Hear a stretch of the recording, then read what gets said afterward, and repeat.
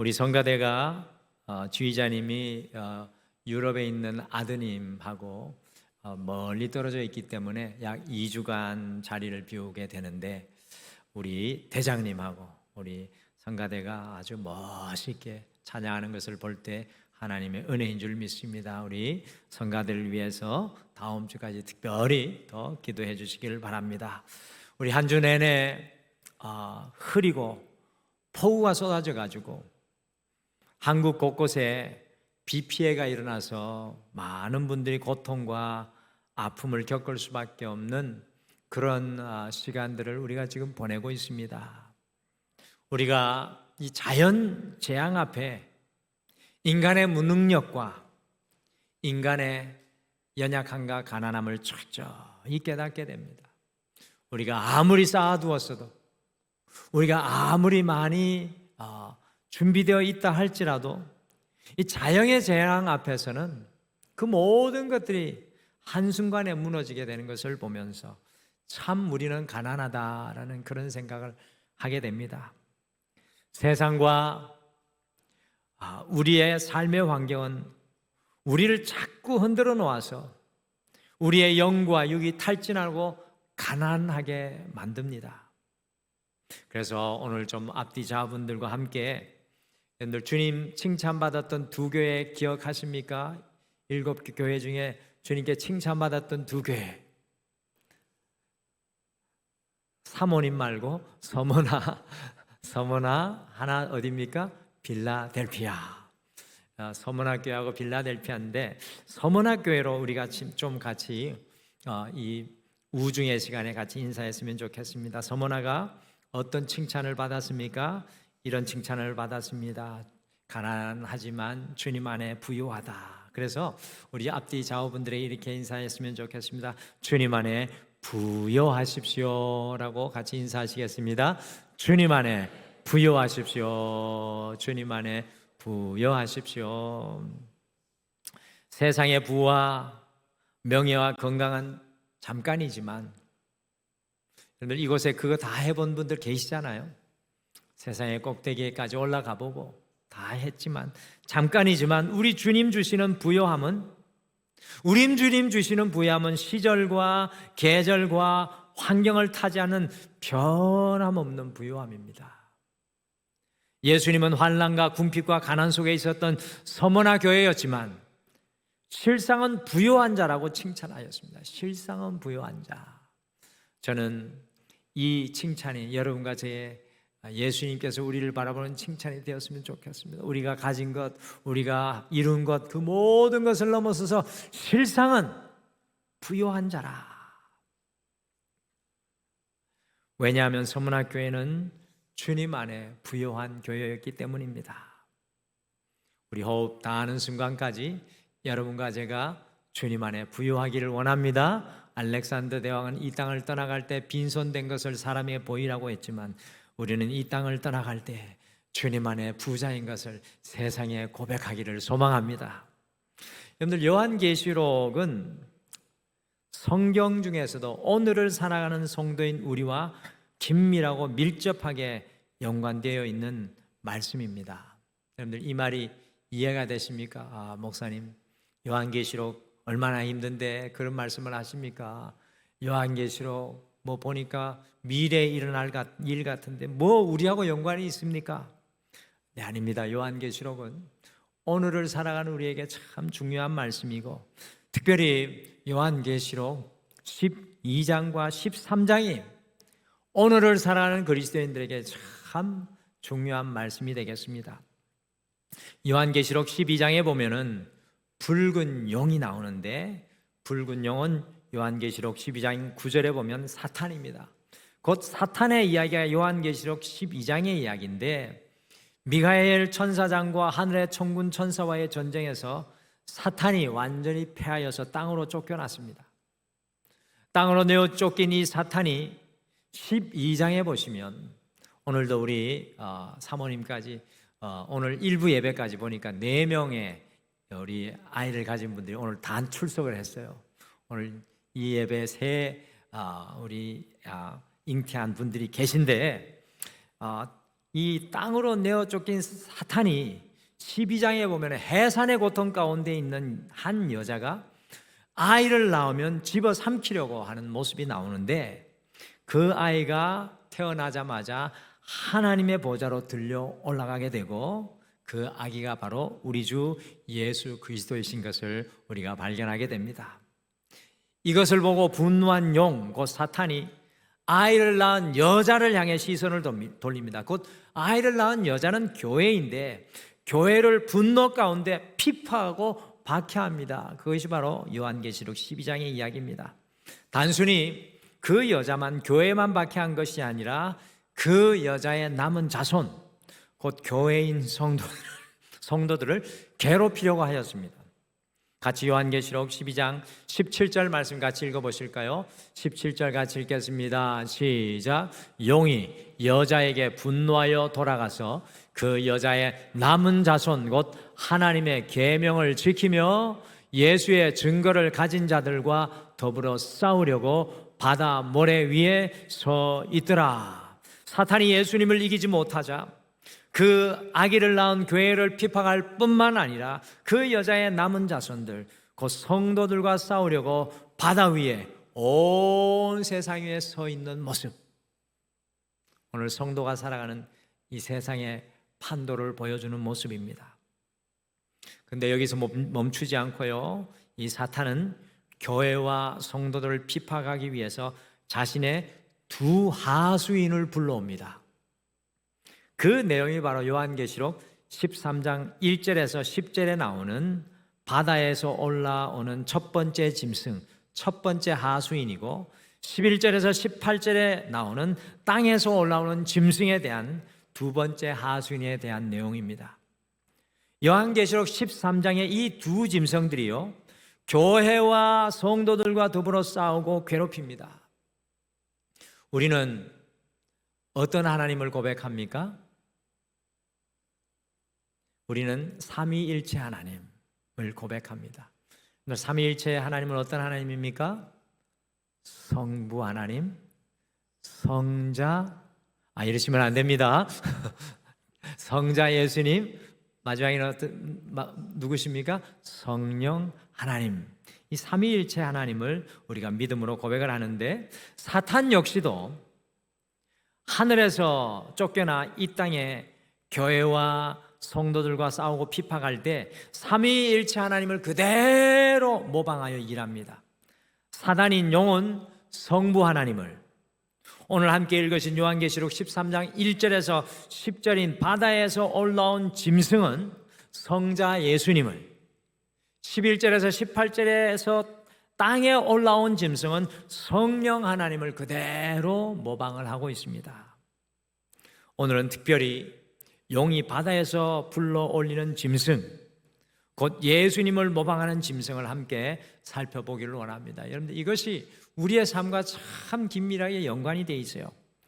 예수님을 모방한다고 해서 바다에서 불러 올리는 짐승을 사도 요한이 요한 1서 2장 18절에서 영어로 Antichrist, 적 그리스도라고 불렀습니다. 적 그리스도. 그리스도 예수님을 대항하는 사탄의 하수인인 것입니다. 오늘 우리가 살아가는 이 세상은 이 적 그리스도와 긴밀하게 연관이 되어 있습니다.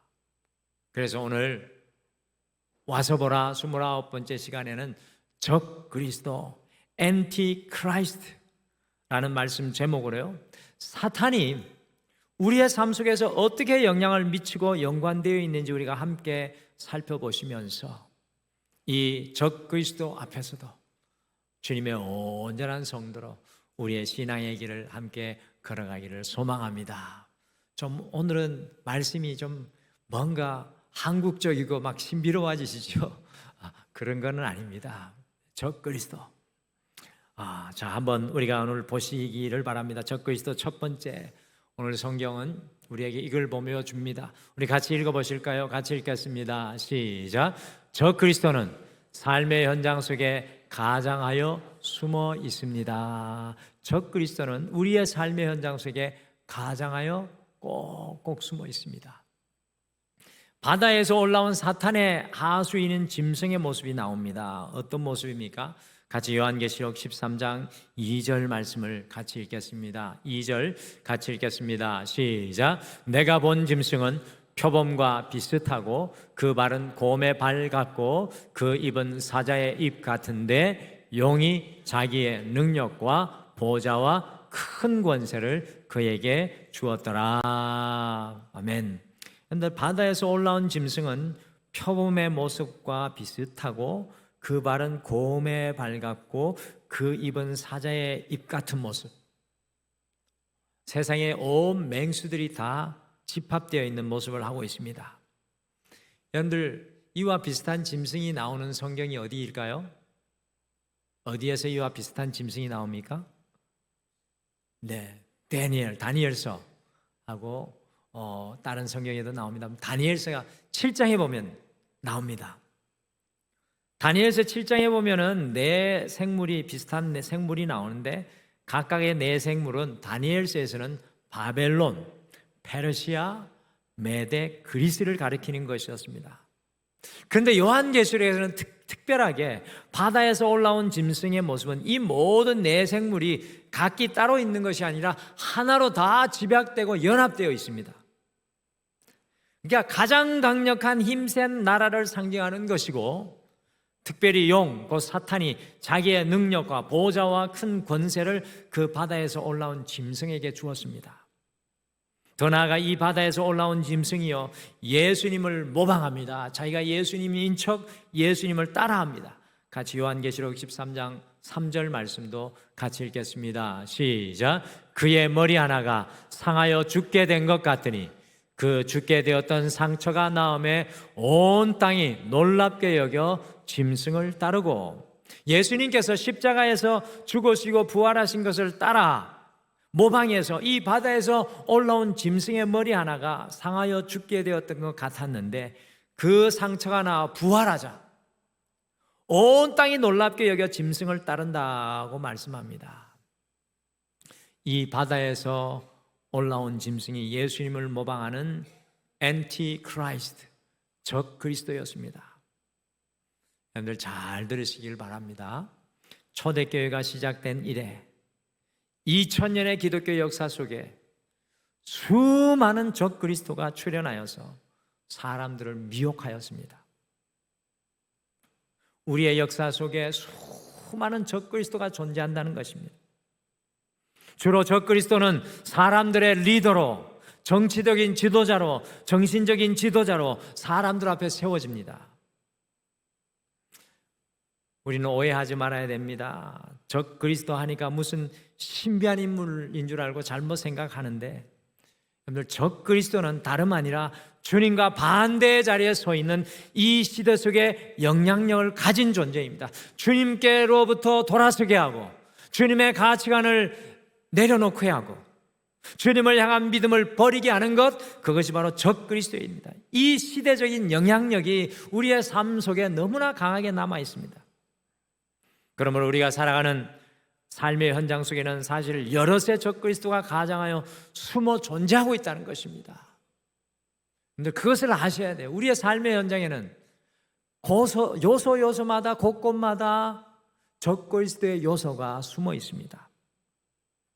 제가 굳이 구체적으로 무엇이 적 그리스도라고 말씀드리지 않겠습니다. 굉장히 조심스러운 부분입니다. 제가 잘못 말씀드리면 아마 우리 교단에서 박은태 목사를 이단으로 정죄할 수도 있기 때문에 제가 구체적으로 말씀은 드리지 않습니다. 그러나 우리 주 예수 그리스도에게서 돌아서게 하고 주님의 뜻과 생각과 가치관과 반하는 것은 오늘 이 시대의 적 그리스도임을 우리가 분명히 깨닫고 살아가야 합니다. 그렇다고 오늘 우리 교회 목사님 말씀하시는데 적 그리스도가 여럿이 우리의 삶의 현장에 있다더라. 그런데 이게 웬일입니까? 집에 가보니까 우리 집안에 적 그리스도가 있는 겁니다. 그래서 멀쩡한 남편한테 당신이 적 그리스도 같아 라고 말씀하시면 안 됩니다. 그런데 우리의 삶의 현장에서 주의 깊게 살펴보시면 우리가 믿음의 자리를 떠나게 하고 세상의 가치관에 빠지게 하고 타락의 자리에 서게 하는 저 사람이 저것이 적 그리스도가 될 수 있겠구나라고 조심해야 합니다. 적 그리스도라고 말로 정의 내리시면 안 됩니다. 저것이 내 앞에 적 그리스도가 될 수 있겠구나라고 속으로만 생각하시고 조심하고 주의하는 삶의 길을 걸어갈 수 있어야 합니다. 오늘날 우리에게 제일 많이 접근하는 인터넷과 유튜브가 바다에서 올라온 짐승인 적 그리스도가 가장 잘 사용하는 도구인 줄 아시죠? 알고 계십니까? 옆 사람에게 좀 바라보면서 아시지요라고 한번 물었어요. 아시죠? 네. 그래서 꼭 분별해야 돼요. 우리가 인터넷과 유튜브의 한 가지 내용을 검색하면 인터넷 유튜브는 수만 가지 이와 관련된 내용들을 우리 앞에 펼쳐놓습니다. 그 내용에 우리의 온 마음이 빼앗기고 심지어 어린 학생들은요 그것에 세뇌되어 버리기도 합니다.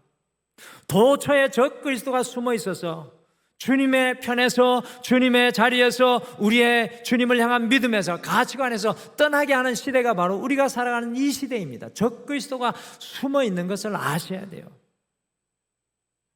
사랑하는 성도 여러분, 적 그리스도는 우리의 삶의 현장에 가장하여 숨어 있습니다.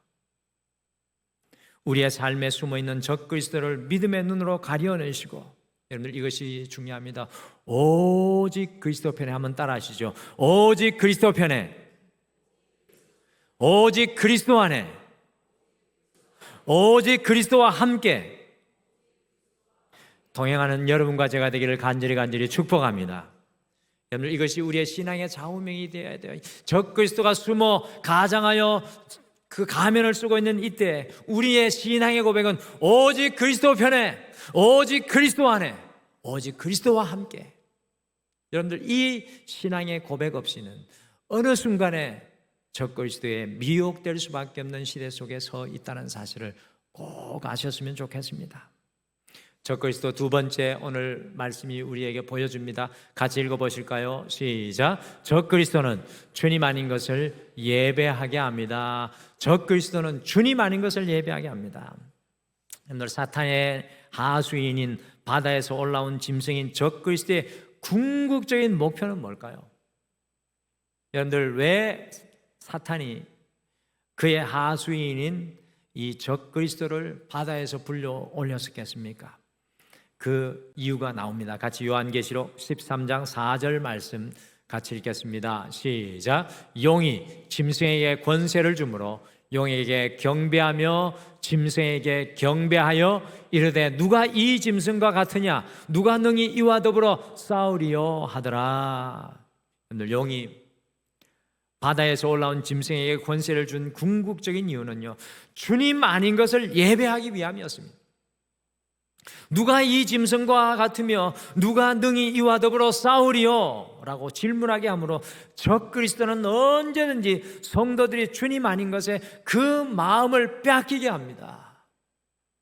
주님 아닌 것에 마음이 빼앗기기 시작하면 걷잡을 수 없습니다. 오늘 이 시대는 끊임없이 우리의 마음을 공격하고 있습니다. 오늘 이 시대는 끊임없이 여러분과 저의 마음을 공격하고 있어요. 우리의 마음이 빼앗기게 하고 있습니다. 물질을 예배하고 사람을 예배하고 건강을 예배하고 행복과 쾌락과 성공 등을 예배하게 하고 있는 시대가 바로 이 시대입니다. 적 그리스도는 끊임없이 우리의 시선을 빼앗아 주님 아닌 것에 우리의 마음을 빼앗기게 합니다. 주님 가치관이 아닌 것을 바라보게 합니다. 세상에 빼앗긴 우리의 마음을 다시금 되찾아와야 합니다.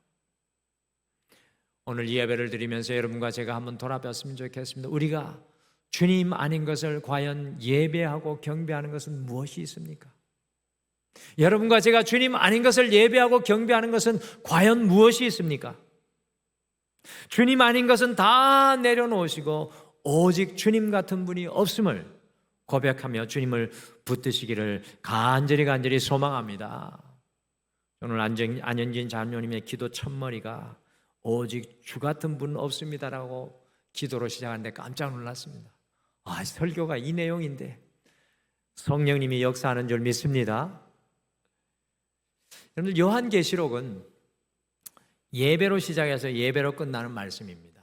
여러분들 요한계시록을 잘 아셔야 돼요. 요한계시록은 그 핵심이 예배입니다. 예배. 성경의 마지막 책은 예배입니다. 성경의 첫 번째 책은 창조지만 성경의 마지막 책은 창조물인 우리가 주님 앞에 예배하는 것입니다. 요한이 언제 주님의 계시를 보고 언제 주님의 말씀을 듣게 되었습니까? 지난번에 질문을 드렸는데 이렇게 꿀먹은 그 벙어리로 저 혼자만 이렇게 신났네요. 그러면 찾아봐야 되겠죠. 요한계시록 1장 10절, 요한이 언제 하나님의 계시를 보고 하나님의 음성을 들었습니까? 요한계시록 1장 10절 같이 읽겠습니다. 시작. 주의 날에 내가 성령의 감동이 되어 내 뒤에서 나는 나팔 소리 같은 큰 음성을 들으니. 아멘. The Lord's Day. 주의 그날에 정관타가 붙어 있잖아요. 주님을 예배하는 그날입니다. 예배하는 그날은 항상 어제와 다르고 과거와 다르고 오늘과 다른 예배입니다. 사도 요한이 주의 날 곧 주일에 예배할 때 성령의 감동이 되어 주의 음성을 듣게 되었습니다. 요한계시록은 사실 심판과 재난의 성경이라기보다는요, 예배에 대한 성경이라고 해도 과언이 아닐 정도로 예배가 끊임없이 요한계시록에는 고백되고 나오고 있습니다. 여러분들, 보좌에 앉은 24장로들 기억하시죠? 얼마나 감동이 되는 줄 모릅니다. 보좌에 앉은 24장로는 구약의 12지파, 신약의 12사도, 온 성도를 대표하는 사람들인데요, 이 구약의 보좌에 앉은 24장로들이 주님 앞에 엎드려 예배를 드리면서 그들의 왕관을 주님 앞에 내려놓고 주님을 예배하고 있습니다. 하늘의 천군 천사들이 주님 앞에 예배하고 주님의 보좌 앞에 있는 거룩한 내 생물들이 거룩하다, 거룩하다, 거룩하다, 네 개의 날개로 끊임없이 날면서 거룩하다, 거룩하다, 거룩하다 찬양하며 예배하고 있습니다. 모든 피조물이 예배하는 것이 요한계시록에 기록이 되어 있습니다. 적그리스도는요, 주님을 향한 우리의 예배를 무너뜨리는 존재입니다. 주님을 향한 우리의 예배를 가로채는 존재입니다. 여러분, 신앙의 문제는 과연 어디에서 시작될까요? 그것은 우리의 예배에서부터 시작됩니다. 참 안타까운 것은 우리 성도님들을 가만히 보면 사람들에게 시험 들고 문제가 생기면 성도들이 가장 먼저 포기하는 것이 무엇일까요? 시험 들면 여러분들이 가장 먼저 포기하는 건 뭡니까? 왜 또 모르는 척하고 계십니까? 예배잖아, 예배. 왜 사람들에게 시험 들었는데 하나님을 향한 예배를 포기하십니까? 다른 것은 다 포기해도 예배는 포기하지 말아야 하는데 우리는 예배를 너무나 쉽게 포기합니다. 왜 우리가 실패하고 넘어졌는데 예배를 포기하십니까? 그것이 바로 사탄이 원하는 것인데 우리는 예배부터 포기할 때가 참 많습니다. 여러분들, 초대교회 성도들이 왜 순교했을까요? 어떻게 생각하십니까? 초대교회 성도들이 왜 순교했겠습니까? 거창한 하나님의 나라, 거창한 하나님의 가치관, 거창한 하나님의 사명을 위해 순교했을까요? 그렇지 않습니다.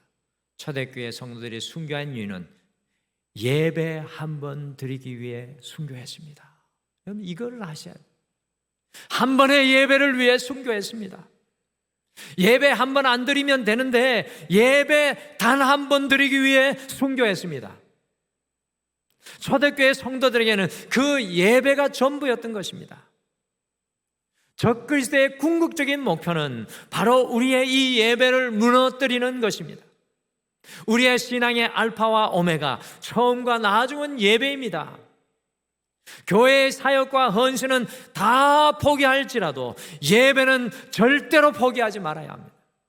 나를 아프게 찌르고 시험 들게 하는 사람은 내려놓고 보지 않을지라도 우리 주님을 향한 예배는 결단코 포기하지 말아야 합니다.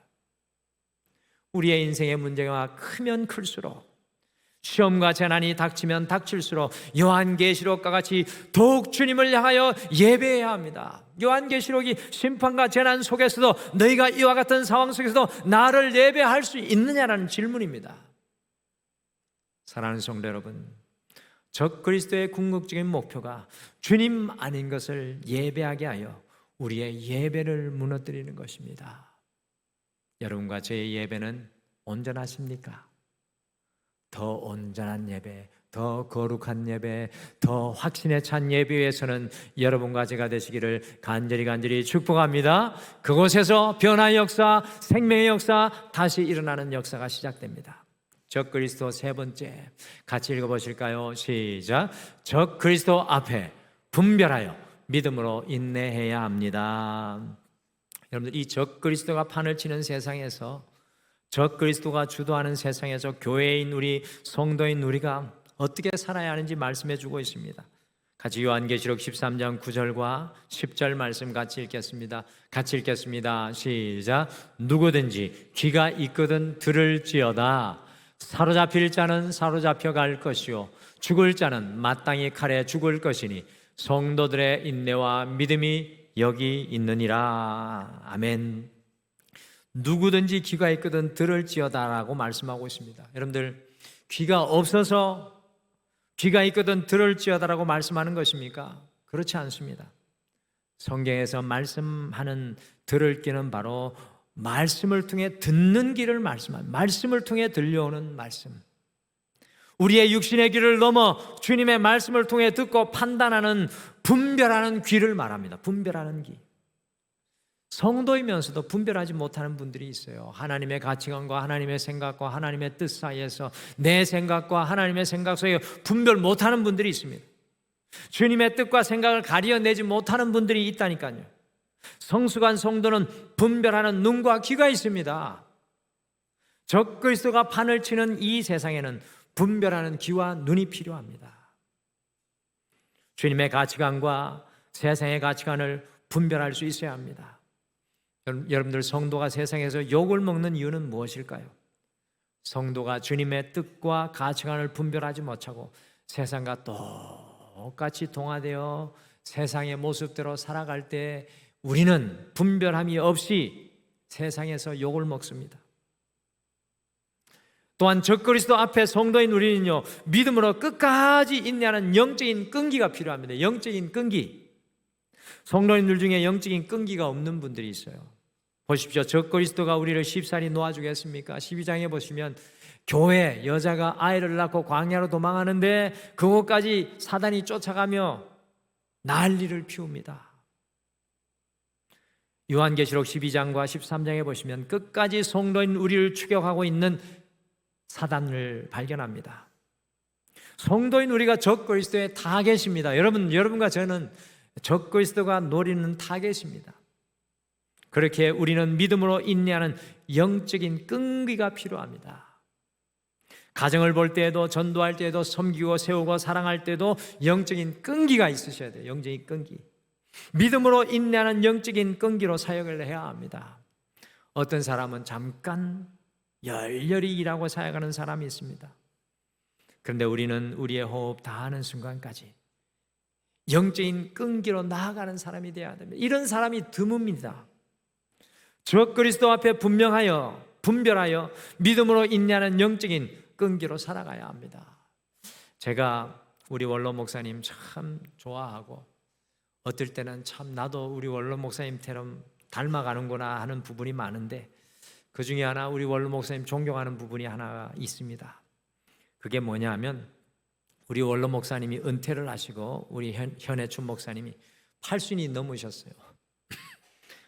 근데 아직도 영어 공부를 하시는데, 지난주 원래를 가는데 박 목사님 요즘에 야나두라는 영어 회화가 유명하더랍니다. 내가 그 책을 사가지고 하루 만에 다 공부를 했다고. 그냥 설렁설렁 공부하시는 게 아니라 이분이 얼마나 열정적으로 공부를 하시는지 제가 너무나 부끄러워졌습니다. 우리 원로 목사님의 40년의 목회도 그와 같이 끝까지 인내하며 달려온 흔적이 지금도 제 목양실에 가면 여전히 책들과 책들 사이에 남아있어 가끔은 소스라치게 놀랄 때가 많습니다. 저는 소아시아 7교회 중에 빌라델피아 교회 좋아합니다. 우리 성도님들은 어떤 교회 좋아하십니까? 제가 괜히 질문했죠. 좀 좋아하는 교회 하나 좀 있으셨으면 좋겠어요. 칭찬받는 교회 2교회 뭐라고 그랬습니까? 첫 번째 서머나. 책망받는 교회 아니야. 또 하나 어디입니까? 빌라델피아. 자, 지금 빌라델피아 교회 좋아합니다. 시작할 때 서머나 교회 이야기했죠. 마칠 때 빌라델피아 교회 이야기합니다. 주님께서 책망하시지 않고 칭찬하신 교회인데 무엇이 빌라델피아 교회를 칭찬했겠습니까? 같이 요한계시록 3장 8절 말씀 함께 읽겠습니다. 같이 읽겠습니다. 시작. 볼지어다 내가 내 앞에 열린 문을 두었으되 능히 닫을 사람이 없으리라. 내가 내 행위를 아노니 내가 작은 능력을 가지고서도 내 말을 지키며 내 이름을 배반하지 아니하였도다. 아멘. 이 빌라델피아 교회는 작은 능력을 가지고서도 끝까지 인내하며 끈기 있는 믿음의 길을 걸었던 교회입니다. 그래서 미국에 가면은 필라델피아 교회, 영어로 필라델피아 교회가 제일 많습니다. 이름 중에. 작은 능력이지만 주님, 내 호흡이 닿는 순간까지 믿음으로 주님을 바라보겠나이다. 사랑하는 성도 여러분, 주님 앞에 가장 아름다운 믿음은 작은 믿음일지라도 변치 않고 주님을 바라보는 영적인 끈기입니다. 이 종말의 시대에 교회인 우리는 분별하여 믿음으로 끝까지 인내하는 우리 사랑하는 등마루교회 모든 성도님들 되시기를 간절히 축복합니다. 우리의 작은 능력일지라도 믿음의 끈기로 주님 앞에 서기를 원합니다. 오늘 우리가 살아가는 세상은 사탄의 하수인인 적그리스도가 숨어 도사리고 있는 세상입니다. 이번 돌아오는 한 주도 여전히 우리의 인생 가운데 그와 같이 숨어 있을 겁니다. 적그리스도는 끊임없이 우리의 시선을 빼앗아 다른 예배를 하게 하고 우리를 다른 것을 섬기게 합니다. 그러기에 성도인 여러분과 저는 영적인 분별력을 강구하고 끝까지 믿음으로 인내하는 영적인 끈기로 살아가야 될 줄 믿습니다. 작은 능력을 가졌을지라도 끝까지 주님을 바라보는 여러분과 제가 되시기를 간절히 축복합니다. 오늘 이 말씀 생각하시면서 우리 주보에 있는 이 고백의 찬양을 마지막으로 올려드리고 기도하겠습니다. 원래 이 찬양의 제목은 주되심입니다. 주되심. 그리고 이 찬양이 이렇게 고백합니다. 내가 주인 삼은 모든 것 내려놓고 내 주 대신 주님 앞에 나아가 내가 사랑했던 모든 것 내려놓고 주님만 사랑하기를 원합니다. 주님, 거친 풍랑에도 깊은 바다 속에서도 나의 이 적은 믿음 가지고 주님 앞에 나아가 주님의 사랑의 반석 위에 서겠습니다 하는 고백의 찬양인데요, 오늘 이 찬양 고백하시면서 우리 주님을 믿음으로 주인 되심을 고백하는 귀한 시간 되기를 소망합니다.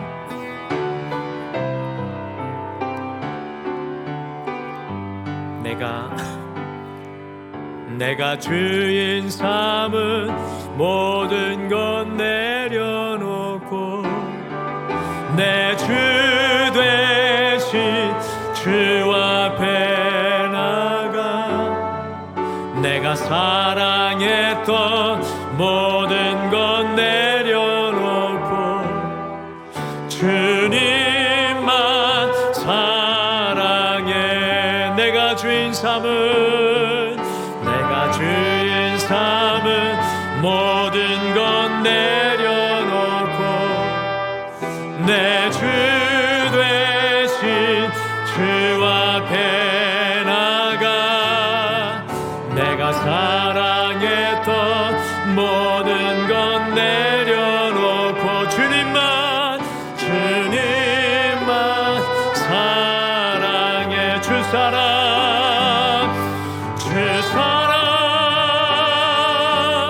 거친 풍랑에도 낮은 바다처럼 나를 잠잠케 주 사랑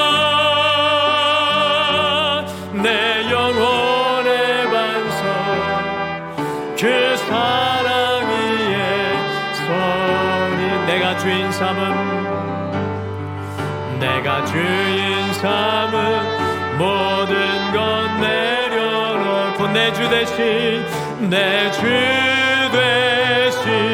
주 앞에 나가 내가 사랑했던 모든 것 내려놓고 주님만 사랑해 주 사랑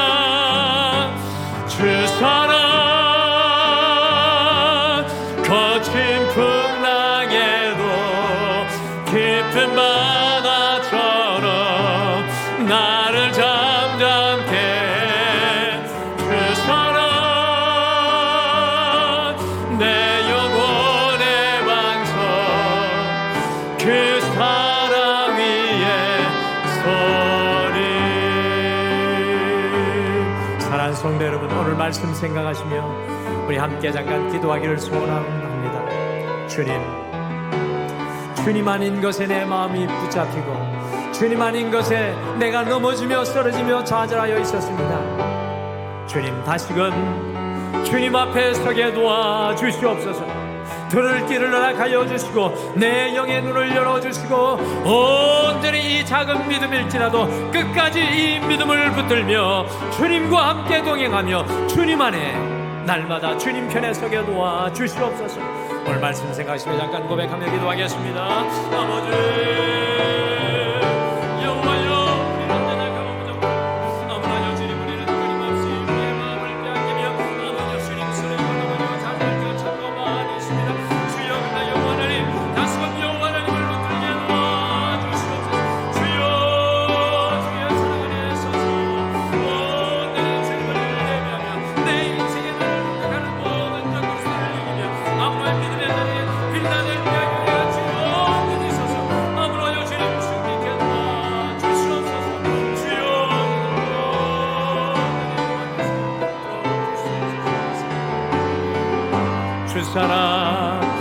주 사랑 거친 풍랑에도 깊은 바다처럼 나를 잠잠케 해. 주 사랑 내 영혼의 반석 그 사랑 위에 서리.